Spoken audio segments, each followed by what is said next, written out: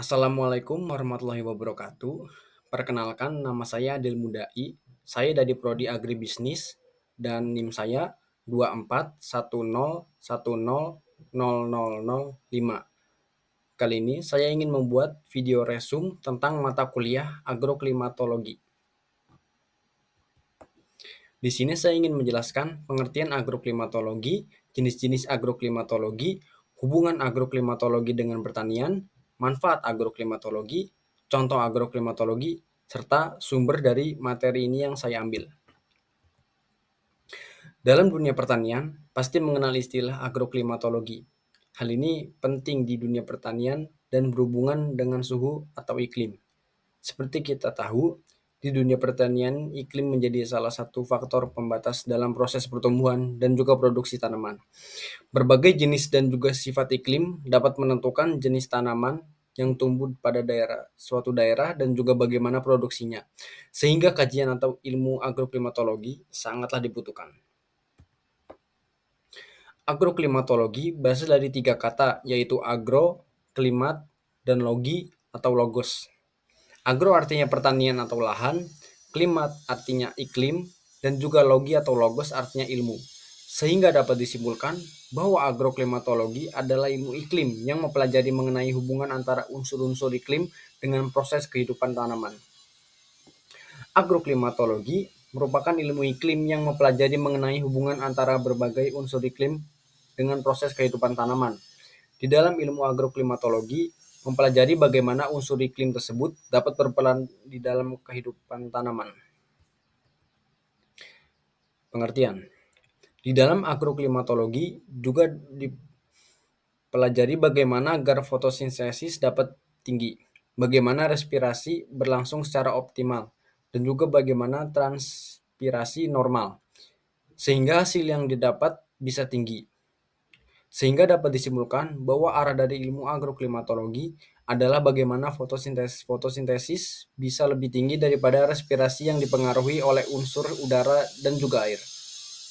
Secara umum, yang dipelajari di dalam agroklimatologi adalah bagaimana unsur-unsur iklim tersebut dapat berperan di dalam kehidupan tanaman.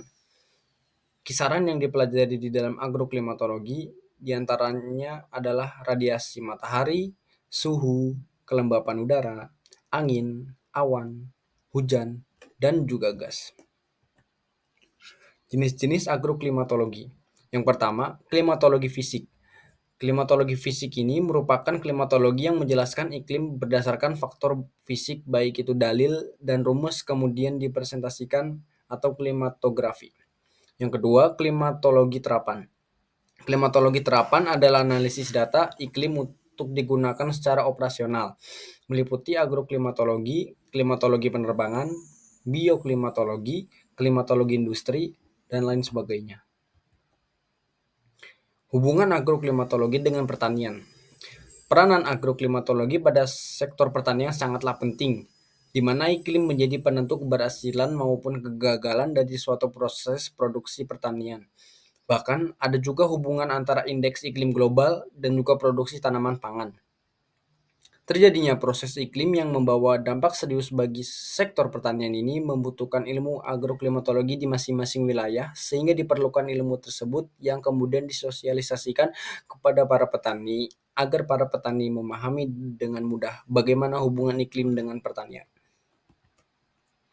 Dengan memahami ilmu atau menerapkan ilmu tersebut, setidaknya hasil panen lebih maksimal karena hasil panen pertanian sangatlah dipengaruhi oleh berbagai aspek cuaca, khususnya pergantian musim, baik dari hujan ke kemarau ataupun sebaliknya. Produktivitas pertanian pada dasarnya dapat berubah-ubah secara nyata dari tahun ke tahun, sehingga terjadi perubahan drastis. Cuaca tersebut sangat dipengaruhi terhadap pertanian jika dibandingkan dengan perubahan rata-rata. Selanjutnya, manfaat dan peran agroklimatologi. Yang pertama, dapat merencanakan kapan waktu yang tepat untuk melakukan proses pembudidayaan tanaman, misalnya menentukan jadwal pemupukan dan juga jadwal penyemprotan. Yang kedua, dapat mengetahui dan juga mempelajari mengenai cuaca, iklim, dan lain sebagainya.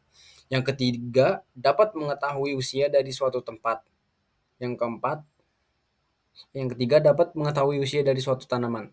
Yang keempat, dapat mengetahui kapan tanaman tersebut dapat melakukan stadia tumbuhnya. Yang kelima, dapat merancang pola tanaman yang baik. Yang keenam, dapat mengetahui hubungan antara berbagai unsur iklim dan juga proses pertumbuhan tanaman.